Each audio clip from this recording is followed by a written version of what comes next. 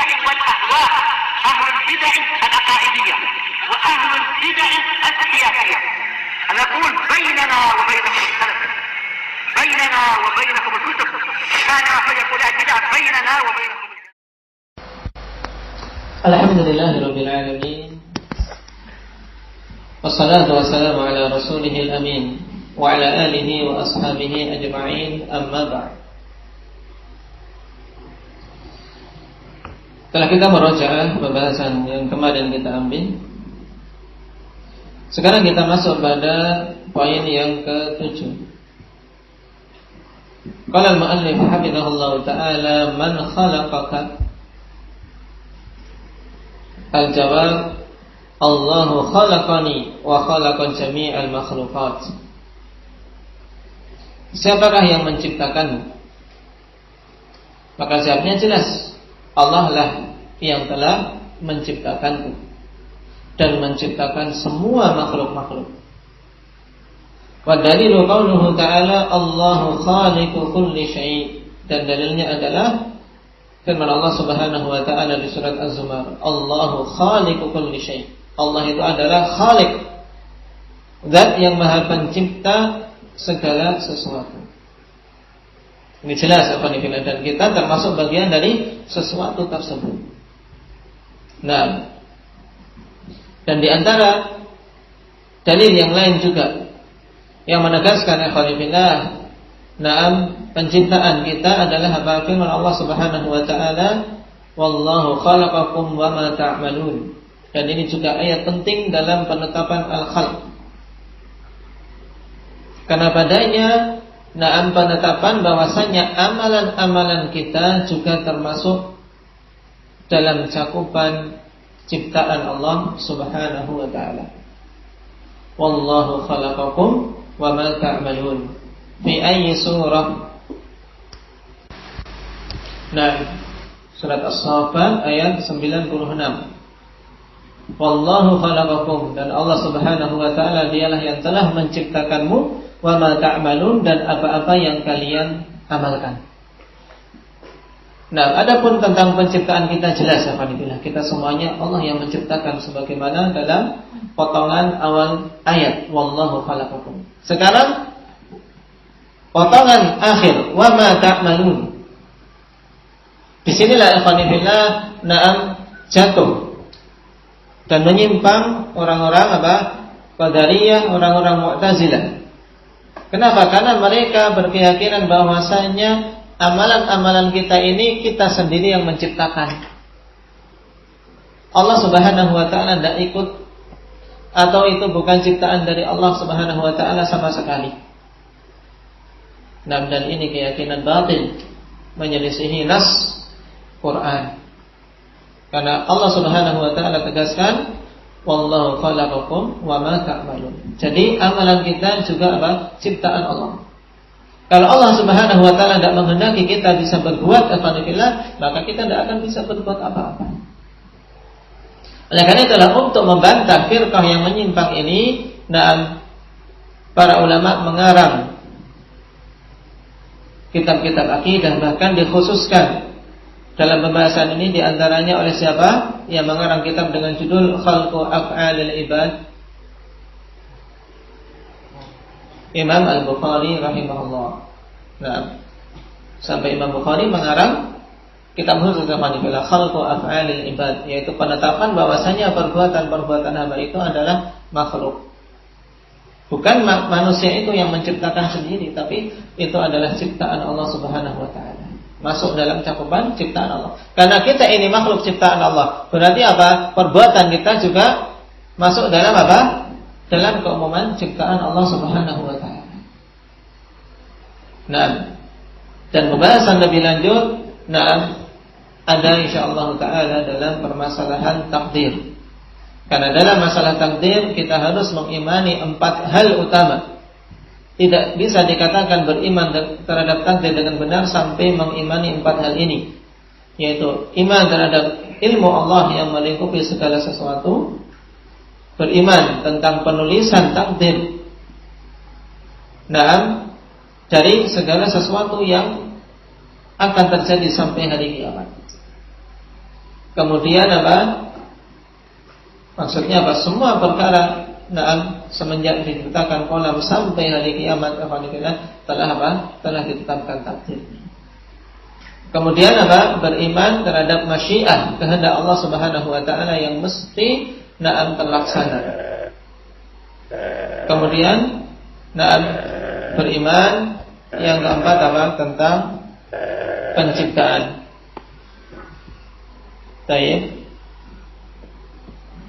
Bahwasanya Allah Subhanahu wa taala dialah yang menciptakan segala sesuatu. Baik, mafhum? Insyaallah secara luas dalam permasalahan takdir.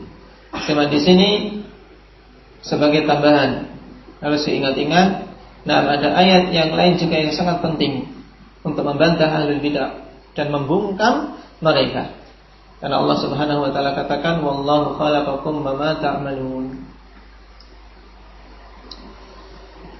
Baik. Poin yang ke-8, limadza khalaqana Allah. Setelah kita tahu bahwasanya Allah yang menciptakan kita. Dan penciptaan Allah alhamdulillah penciptaan minal adam ilal wujud, dari apa kondisi tidak ada menjadi kondisi ada. Dan inilah penciptaan yang hakiki.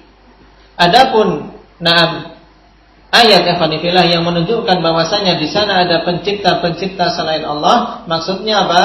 Bahwasanya penciptaan yang dilakukan oleh makhluk itu hanyalah taghyiru syai' ila syai'in akhar, yaitu hanya pengubahan sesuatu kepada sesuatu yang lain. Allah Subhanahu wa taala katakan apa? Fatabarakallahu ahsanul khaliqin. Baik. Di sini Allah katakan apa? Ahsanul khaliqin, sebaik-baik dari para pencipta. Berarti apa? Mafhum dari ayat ini ada pencipta-pencipta lain selain Allah. Baik. Maka maksud penciptaan tersebut yang dimaksud adalah apa? Pengubahan saja. Seorang tukang kayu alhamdulillah membuat apa? Membuat kursi, membuat meja. Apakah dia menciptakan dari yang tidak ada menjadi ada? Dia hanya mengubah apa? Bentuk saja. Dari kayu yang gelondongan dia gergaji, dia bentuk menjadi kursi. Ini secara bahasa juga masuk dalam apa? Penciptaan, pembuatan. Cuma apa? Penciptaan yang apa? Penciptaan yang nisbi, bukan penciptaan yang hakiki. Kenapa? Karena hakikatnya dia hanya mengubah bentuk. Ayat ini fatabarakallahu ahsanul khaliqin juga butuh kita pahami dengan baik. Karena apa? Mafhumnya seakan-akan menetapkan adanya pencipta-pencipta selain Allah. Dan yang dimaksud dengan penciptaan tadi hanyalah apa? Hanyalah pengubahan bentuk dari hal-hal yang telah Allah ciptakan menjadi apa? Bentuk yang lain. Adapun penciptaan Allah, penciptaan yang hakiki, dari yang tidak ada menjadi ada. Oleh karena itulah di antara nama Allah Subhanahu wa taala adalah Al-Khaliq, zat yang Maha Pencipta. Juga di antara nama Allah Subhanahu wa taala Al-Bari. Al-Bari alhamdulillah juga apa? Zat yang Maha Pencipta. Cuman Al-Bari penciptaan yang kandungan maknanya lebih khusus. Perbedaan antara Al-Khaliq dan Al-Bari telah kita lewati dulu. Apa perbedaannya, Zakaria? Sama-sama menetapkan apa? Sifat penciptaan. Dan kedua-duanya nama Allah. Boleh kita menamakan Abdul Khaliq, boleh kita mengatakan Abdul Bari. Makanya kitab Syarah Sahih Bukhari judulnya apa? Fathul Bari, yaitu maksudnya pembukaan, yaitu taufik dari Al-Bari, taufik dari Allah Subhanahu wa taala sehingga bisa mengarang kitab itu. Apa perbedaannya?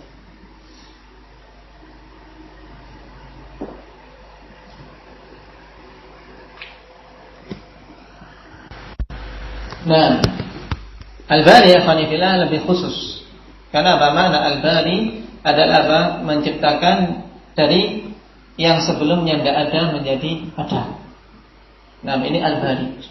Sedangkan al-khaliq ini memiliki cakupan makna yang lebih luas. Karena al-khalqu ikhwanifillah maksud dalam apa? Perancangan. Masuk juga apa? Pentakdiran. Nah, sudah dirancang kemudian ditetapkan. Kemudian baru apa? Diciptakan. Nah, makanya ikhwanifillah cakupan, karena cakupan makna al-khalq ya, itu lebih luas, bisa apa? Dikatakan bagi para makhluk yang apa? Yang mereka merancang. Nah, dari satu bentuk ke bentuk yang lain. Juga apa?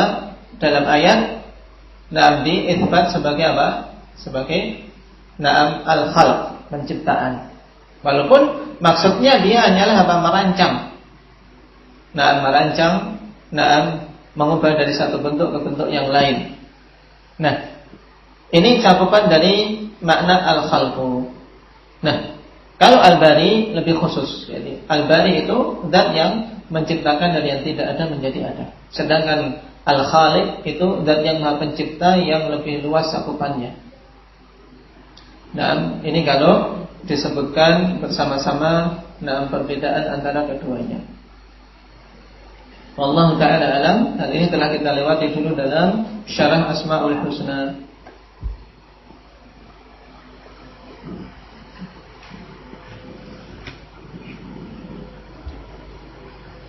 Kemudian pertanyaan ke-8, limadza khalaqana Allah? Untuk apa Allah Subhanahu wa taala menciptakan kita?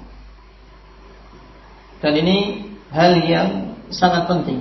Setelah kita tahu Allah yang menciptakan, ya untuk apa kita diciptakan? Karena sungguh banyak manusia yang memahami teori ini, tapi amalan hidup di dunia dia jahil terhadap apa? Jawaban untuk pertanyaan ini. Untuk apa kita diciptakan? Padahal ini pertanyaan yang harus sering-sering kita ulang dan kita ingat. Nah, dalam diri-diri kita, untuk apa kita diciptakan? Ketika timbul kemalasan dalam ibadah, tanyakan pada diri kita, untuk apa kita diciptakan?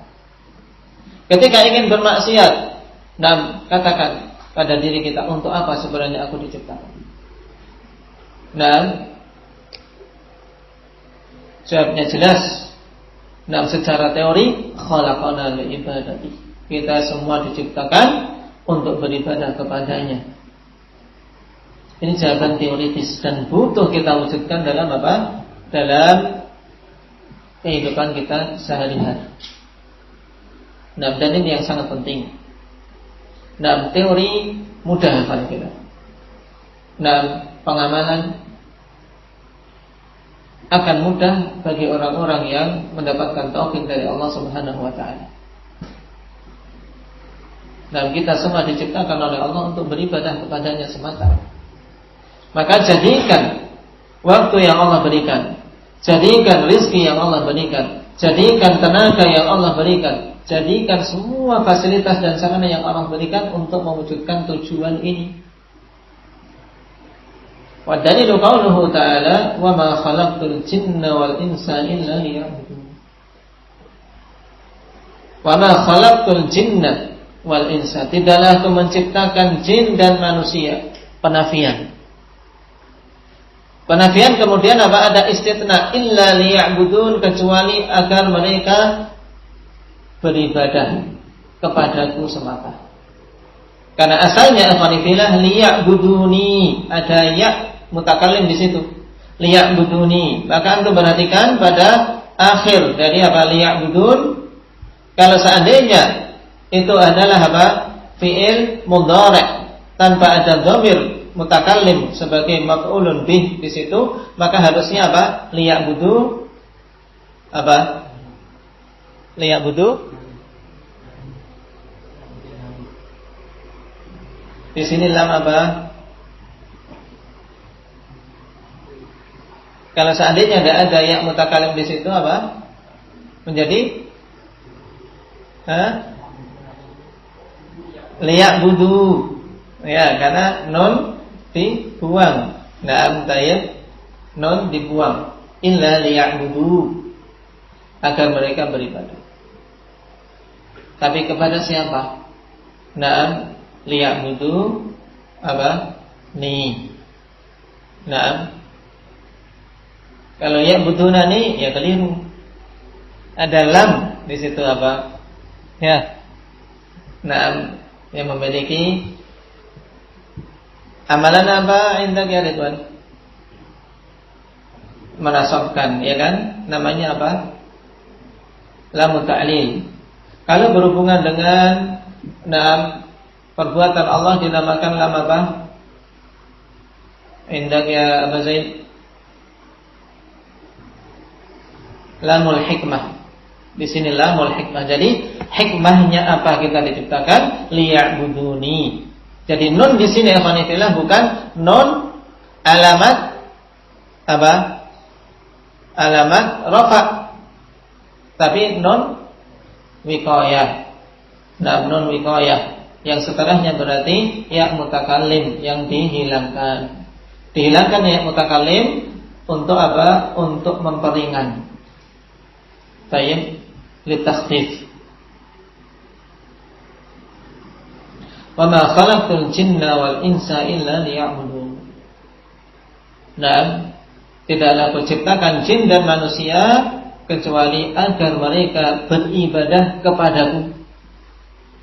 Nah, tayyib beribadah kepadaku. Kalau seorang bertanya, dari mana ini?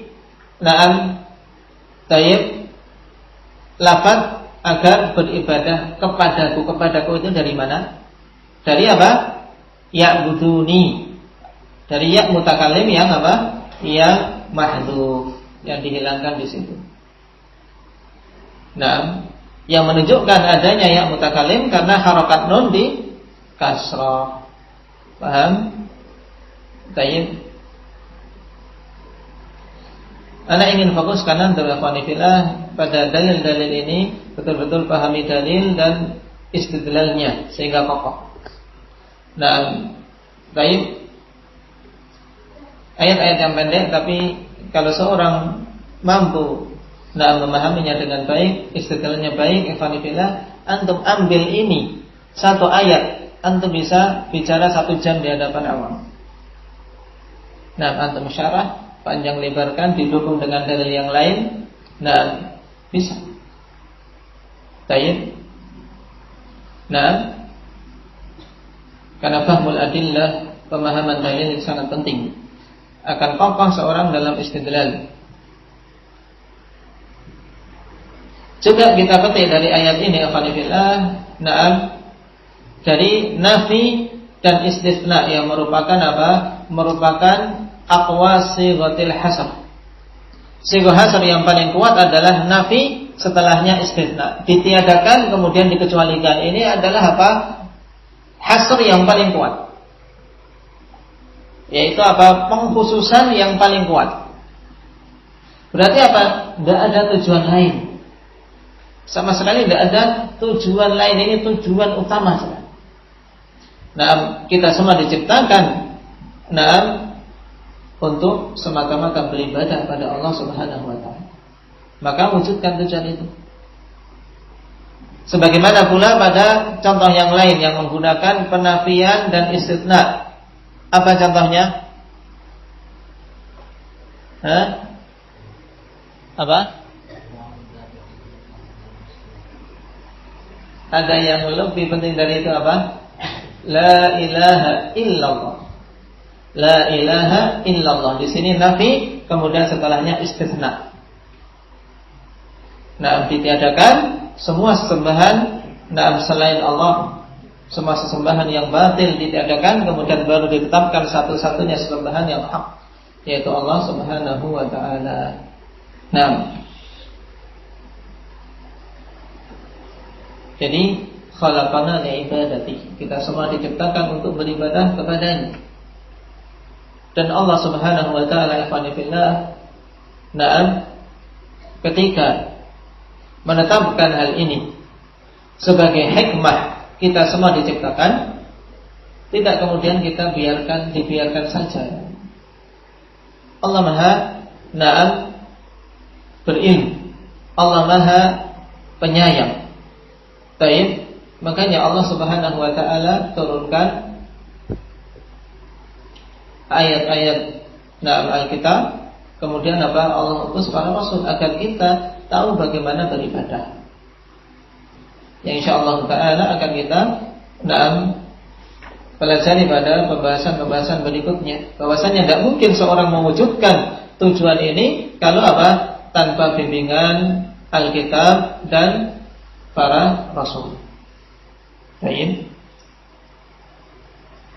Sehingga diturunkanlah kitab-kitab dan diutus para rasul untuk menyeru manusia agar benar dalam peribadatan.